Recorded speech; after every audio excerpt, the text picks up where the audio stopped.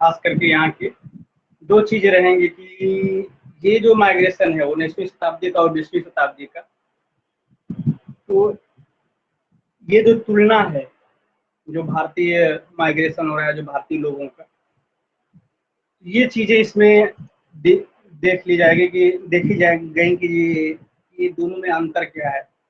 जो हमारा प्रथम चरण के डायस्पोरा जा रहे थे, उनका जो माइग्रेशन हो रहा है, उनकी रूपरेखा क्या थी, उनकी मजबूरियां क्या थी, और जो ये डायस्पोरा 19वीं और 20वीं सदी का जो डायस्पोरा जा रहा है, इनकी मजबूरियां क्या थी, ये सारी चीजें हम लोगों ने देखा इसमें। और हम लोगों ने ये देखा कि कनाडा, यूएसए की माइग्रेशन की जो रूपरेखा बन रही है, वो रूपरेखा कैसे तैयार हो रही है, किन कारणों से तैयार हो रही है, और कैसे लोग गए वहां पे अपने आप को स्थापित किए, ये सारी चीजों को हम लोगों ने देख लिया। और हम लोगों ने कम्युनिटी विशेष चीजों को देखा कि इस समय जो माइग्रेशन हो रहा है, जो हमारा पहले का माइग्रेशन हुआ, उसमें वो चीज नहीं दिखी, लेकिन इस समय एक कम्युनिटी, एक तरह आप कह सकते हैं कि क्षेत्रवाइज दिखा, और एक तरह से आप कहें कि धर्म का, चाहे एक कम्युनिटी के लोगों का मेजॉरिटी जिसको कहिए, वो चीजों का महत्व दिखा इस माइग्रेशन में। तो जो अंतर दिख रहे हैं, ये कुछ अंतर आपको देखने को मिल रही है कि जो 19वीं शताब्दी का माइग्रेशन है, वो ये चीजों को लेके आ रहा है, और इन चीजों के लिए जिम्मेदारियां बन रही हैं। जैसे कनाडा में जो माइग्रेशन हुआ, कनाडा में जो सिखों का माइग्रेशन हो रहा है, तो खास करके हम देख रहे हैं कि सिख समुदाय के लोग जब माइग्रेट होके कनाडा में जा रहे हैं, अपने आप को स्थापित कर ले रहे हैं, तो एक बड़े स्पष्ट तरीके से एक चीज देखने को मिला कि जब ये लोग वहां गए, कनाडा में गए, और जो प्रारंभिक सिख लोग गए, इंग्लैंड की परेड से कनाडा तक का जो सफर उनका रहा, कनाडा से अमेरिका तक का जो सफर रहा, तो उसमें एक चीज देखने को मिला कि ये लोग जब अपनी व्यवस्थाओं को स्थापित करने लगे, जब इनका सामाजिकरण वहां पे होने लगा, हमने बताया था कि ये लोग गए, वहां के जो स्थानीय लोग थे, उन लोगों से इनका वैवाहिक संबंध हुआ, और रोमन कैथोलिक चर्च ने इनके विवाह को माने इस मान्यता प्रदान कर दी, और किस प्रकार से इनसे उत्पन्न संतानों को का सामाजिकरण हुआ, और जब इनको एक जगह मिल गई वहां पे, उस समाज में इनको मान्यताएं मिलने लगी, तो इन्होंने अपने जो इनकी अपनी परंपरागत चीजें थी, उनको धीरे धीरे वो सरवाइव करने लगे वहां। और देखने को मिला कि धीरे धीरे इनके सगे संबंधी तमाम लोग गए, इनके उनके साथ उनके अपने भाव, विचार, संस्कृतियां, धर्म, भाषाएं, रीति रिवाज, तमाम चीजें उसके साथ गया, और इनका अपना एक प्रोफेशन का जो स्किल था, जो इनकी कार्य करने की क्षमता थी, वो जाहिर रही। और आप देख रहे हैं कि ये धीरे धीरे जिस स्थिति में पहुंच रहे हैं, अपने को स्थापित करते हुए, ऐसी चीजें करते करते अपने आप को सुदृढ़ बना रहे हैं, और धीरे धीरे समाज में वो सारे अधिकार पा रहे हैं जो एक वहां के नागरिक को मिलना चाहिए। ये चीजें हम देख रहे हैं। तो ये चीज जो हमारा प्रवासन हुआ था 16वीं शताब्दी में गिरमिट मजदूरों का, उस चीजों में नहीं दिख रहे थे। वहां पे सिर्फ और सिर्फ एक चीज थे, हम लोगों ने देखा था, वो भारत के किसी भी कोने का व्यक्ति हो, किसी भी समुदाय का हो, वो सिर्फ और सिर्फ एक चीज लेके जाता था। वो अगर एक जहाज से गया है तो जहाजी भाई हो गया, एक डिपो में गया है तो डिपो से जुड़ा हुआ हो गया, और उसका कोई जुड़ाव लंबे समय तक, एक काफी लंबा समय निकल गया, और उसका जुड़ाव अपनी मातृभूमि से डायरेक्ट नहीं रहा, अप्रत्यक्ष रूप से उसका जुड़ाव रहा। जबकि इस समय का जो डायस्पोरा है, उसका जुड़ाव क्या हो रहा है, डायरेक्ट जुड़ाव है उसका। वो जा तो रहा है, लेकिन वो जब मर्जी चाह रहा है वो भारत आने के लिए स्वतंत्र है, उसको कोई किसी प्रकार का प्रतिबंध नहीं है, क्योंकि उसके साथ कोई एग्रीमेंट नहीं हुआ है। और जो हमने देखा था, जो हमारे गिरमिट मजदूर गए थे, उनके साथ एक एग्रीमेंट था वो एग्रीमेंट किस जगह पे प्रयोग किया जाएगा इसके लिए उनसे कोई लिखित नहीं लिया गया। जिससे वो एग्रीमेंट कर रहे थे, जिस भी व्यक्ति से एग्रीमेंट कर रहे थे, वो उनको अपनी सुविधा के अनुसार अपने जहाँ पे उसको लाभ हो सकता था वहां पर उनसे काम कराने के लिए ले जाता था। तो वो उनको उतनी जानकारी नहीं होती है। दूसरा चीज, तीसरी चीज है कि जब ये लोग गए, जो प्रारंभिक हमारा डायस्पोरा है वो गया, उसको हम लोगों ने देखा कि वो अपनी हर एक समस्या के लिए, हर एक अपनी व्यवस्था को स्थापित करने के लिए, हर एक समस्या को दूर करने के लिए उसको एक लंबा संघर्ष करना पड़ा। जो कठिन दौर है, जो डायस्पोराओं के लिए एक दौर की बात की जाती है कि बड़ा ही भयावह स्थिति रही होगी, जब वो लंबी यात्राएं करके गए होंगे, वहाँ की भाषाएं नहीं समझ रहे होंगे, वहाँ के व्यवहार को, वहाँ की जलवायु को समझने में इनको टाइम लगा हो, ये एडजस्ट करने में इनको एक लंबा समय लगा। जबकि ये डायस्पोरा को सरवाइव करने में उतना समय नहीं लग रहा है। जो 19वीं और 20वीं सदी का डायस्पोरा है वो भारत में, उसको अब पता चल चुका है कि अंग्रेजी कल्चर, वेस्टर्न कल्चर क्या है। अंग्रेजी शिक्षा और वहाँ के साहित्य को ये पढ़ लिया था। अब ये धीरे धीरे वहाँ की मान्यताएं, वहाँ के संस्कृतियां और तमाम चीजों को जानने लगा था, उनके व्यवहार को जानने लगा था। तो ये अंतर एक दिख रहा है। और दूसरी चीज आप देख रहे हैं कि इसको वहां जाने के बाद इसके मन माफिक 19वीं सदी का जो डायस्पोरा है, जिस भी देश में जा रहा है जहाँ पे अंग्रेजों का उपनिवेश है, तो ये जो जा रहा है ये ब्रिटिश नागरिक के अधिकार के तौर पे जा रहा है। इसको ब्रिटेन के सारे उपनिवेश में जाने का अधिकार है।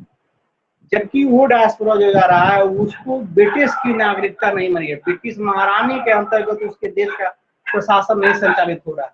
संचालित किसके अंतर्गत हो रहा है? संचालित कंपनी के अंतर्गत।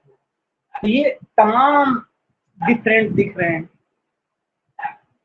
अब इसके आगे अगर आप अंतर की बात करें तो अंतर ये दिख रहा है कि जो डायस्पोरा है, जो प्रारंभिक चरण का डायस्पोरा है, उसको अपने किसी भी अधिकार, चाहे वो संवैधानिक अधिकार हो, राजनीतिक अधिकार हो, सांस्कृतिक अधिकार हो, या उनके मानव मूल्यों से संबंधित जितने भी अधिकार हो जो यूरोप में उस समय संचालित हो रहे थे, उन और जो भी कानून, नियम कानून उस समय पारित थे, उसके बारे में उसको कुछ भी जानकारी नहीं। जबकि 19वीं और 20वीं सदी का डायस्पोरा सारे चीजों को समझ और जान रहा है। इसका कारण ये है कि ये पढ़ा लिखा सुदृढ़ है और सारी चीजों को समझ रहा है अपनी आवश्यकता के अनुसार, अपने एक तरह से आप कहिए कि अपने टैलेंट को प्रयोग करने के लिए इसका प्रवासन हो रहा है। ये अपने टैलेंट को बेचने कहिए, एक तरह से टैलेंट का उपयोग कहिए, या अगर एक टैलेंट का उपयोग तो ये कहा जाता है कि कोई उसका उपयोग अपने देश में करे, लेकिन आप पैसे के लिए अगर दूसरे देश में जा रहे हैं तो वो एक चीज आता है। अगर आप जिस देश का वो नागरिक हो उस दृष्टिकोण से अगर उसको देखा जाए तो कहा जाएगा कि वो टैलेंट से अपने पैसा कमाने के लिए जा रहा है, तो एक तरह से उसका अपने टैलेंट का व्यापार भी है उसका। तो ये चीजें देखने जा रहा है। उसी को ब्रेन ड्रेन भी कहा जाता है कि एक देश का ब्रेन दूसरे देश में प्रवाहित हो रहा है।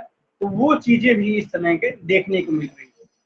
अब रही बात तीसरी कि सामाजिक और सांस्कृतिक रूप से कौन डायस्पोरा ज्यादा अपने संस्कृतियों के करीब रहा है, तो हम ये चीज देखते हैं जो हमारा पारंपरिक डायस्पोरा यानी प्रारंभिक डायस्पोरा है, वो कहीं ना कहीं 19वीं और 20वीं सदी के डायस्पोरा से ज्यादा सुदृढ़ है, ज्यादा इन मामलों में समृद्ध है। वो अपनी परंपराओं को जीवित रखने में ज्यादा समृद्ध दिखाई पड़ रहा है और उसको बचाए रखने के लिए ज्यादा समृद्ध दिखाई पड़ रहा है। इसका कारण ये है कि उसको जिस परिवेश में वो अपनी सभ्यता, संस्कृति और संस्थाओं को बचा रहा है, भाषाओं को बचा रहा है, वो उतना ज्यादा संघर्ष 19वीं और 20वीं सदी के डायस्पोरा को नहीं देखना पड़ रहा है। तो ये मुख्य जो आप कुछ और बहुत सारे अंतर आप निकाल सकते हैं, भाषाई दृष्टिकोण से निकाल सकते हैं, किए जा रहा है तो इसको भाषाओं की समस्या हो रही है, इसको किसी प्रकार की समस्या नहीं हो रही है।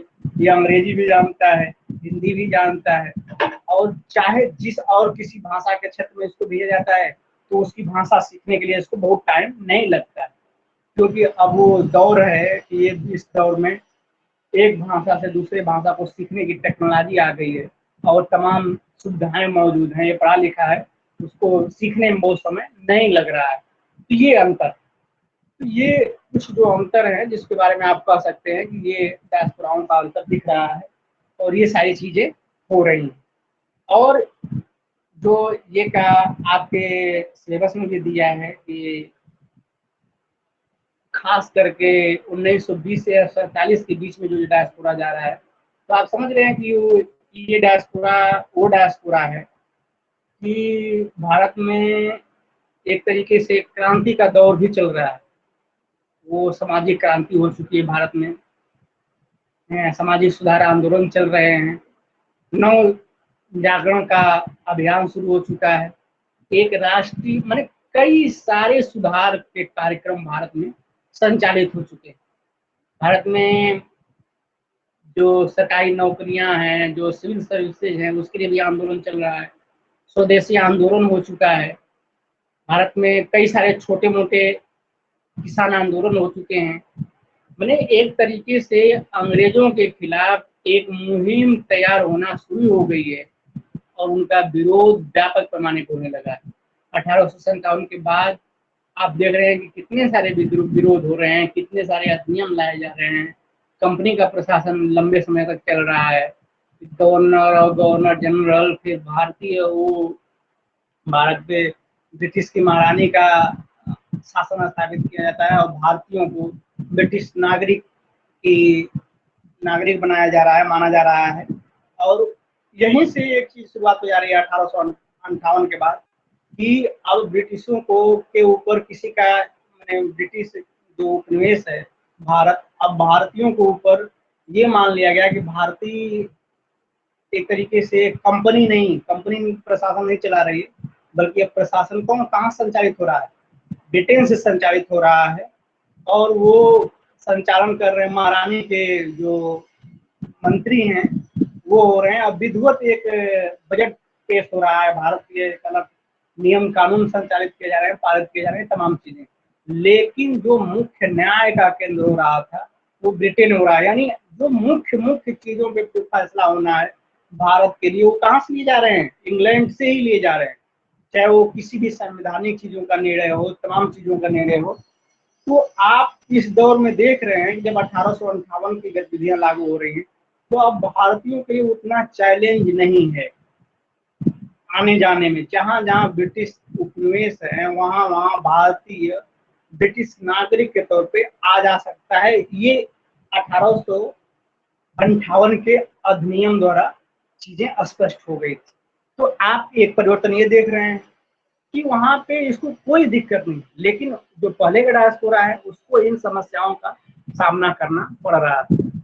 और यही चीजें हैं कि देख रहे हैं कि इस समय जितने हमारे डायस्पोरा जा रहे हैं पढ़ने के लिए या काम करने के लिए, तो किस प्रकार से अपने आप को वहाँ यूरोप में स्थापित कर लेते हैं। स्थापित ही नहीं करते हैं बल्कि वहाँ की राजनीति में भी अपना हस्तक्षेप करते हैं, सड़कों पर प्रदर्शन करते हैं, भारत के पक्ष में माहौल तैयार करते हैं। सांसदों को जो एक वहाँ सीनेट हैं जो वहाँ के संसद में, उनको एप्लीकेशन देते हैं और भारत से जुड़ी समस्याओं को उठाने का भी काम कर रहे हैं। तो ये बहुत सारा अंतर इनमें दिख रहा है। ये पढ़ा लिखा व्यक्ति है, ये न्यायालय की जो समझ है, जो कानून की समझ है, जिसके पास दिख रही है कि ये है, और ये तमाम चीजों में विरोध भी कर रहा है। और एक चीज आप और देखिए कि बहुत यूरोप के बहुत सारे देशों में अब तक भारतीय डायस्पोरा फैल चुका है, चाहे वो ब्रिटेन से के जो मित्र राष्ट्र हैं उनके यहाँ, या ब्रिटेन के जो विरोधी राष्ट्र हैं उनके यहाँ भी भारतीयों का, इस दौर के भारतीयों का जाना शुरू हो गया। तो आप देख रहे हैं कि ये लोग भारतीय राष्ट्रीय आंदोलन के पक्ष में एक राजनीतिक मुहिम भी खड़ा कर रहे हैं विदेश की धरती से।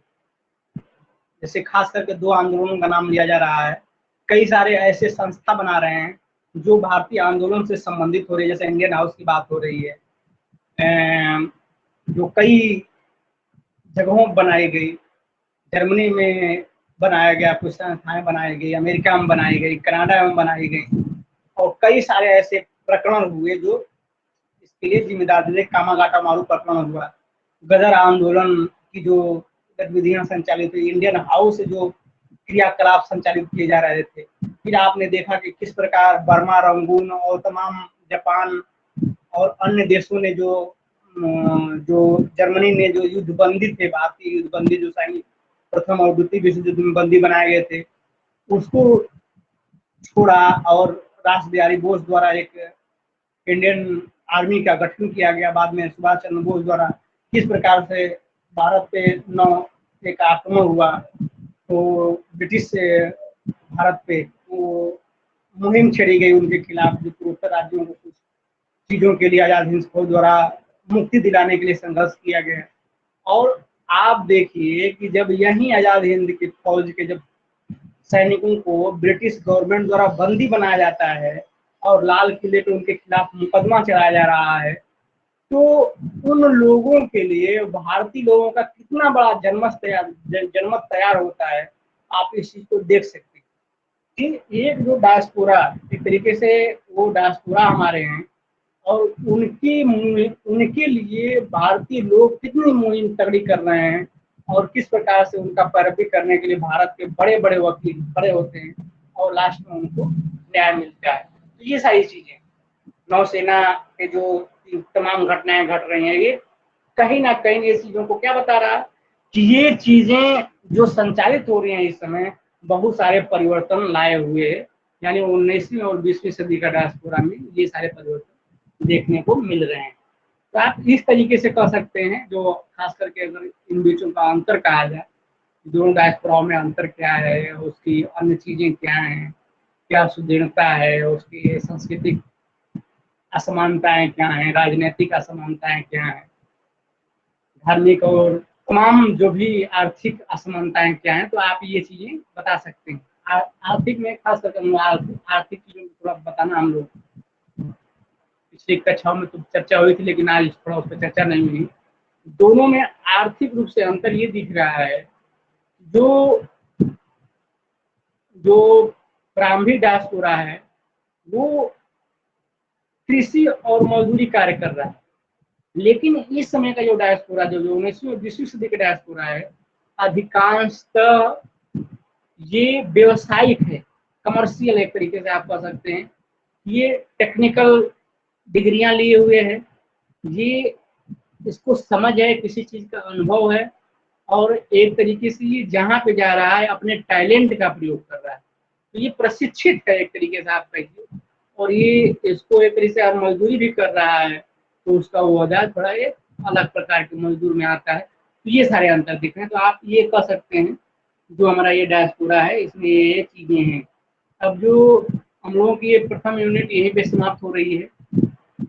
दूसरा यूनिट में हम लोगों को ये पढ़ना है कि जो ये डायस्पोरा है उसका प्रोफेशनल चीज़ों को हम लोगों को पढ़ना है कि यूनाइटेड स्टेट में किस प्रकार का इनका प्रोफेशन है, कनाडा में क्या प्रोफेशन है, ऑस्ट्रेलिया में और अदर्स नेशन में जो इसमें इनका माइग्रेशन हो रहा है इनका क्या, और गल्फ कंट्री के लिए हम लोग अलग से पढ़ना है, गल्फ कंट्री में जो ये लोग जा रहे हैं तो इनकी स्थितियाँ क्या हैं।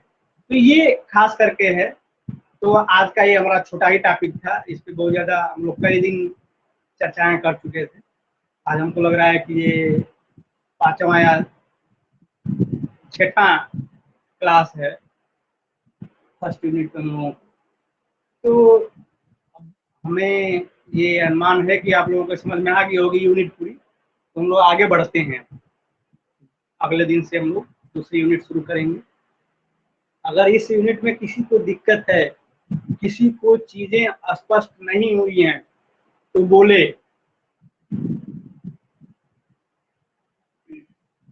तो लोग शांत हैं, इसमें माना जाए कि सबको स्पष्ट हो गया है। तुम बोलते बोलते नहीं हुए यार, तुम खटाखट बोलना चाहिए।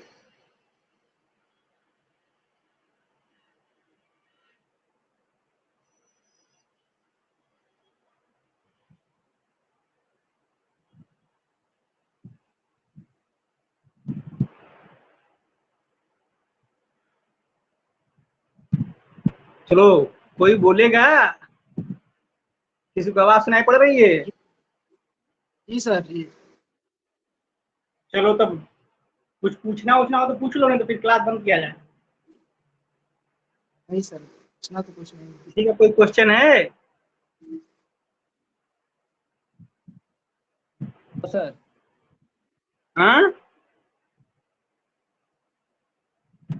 No sir. नहीं है, चलो ठीक।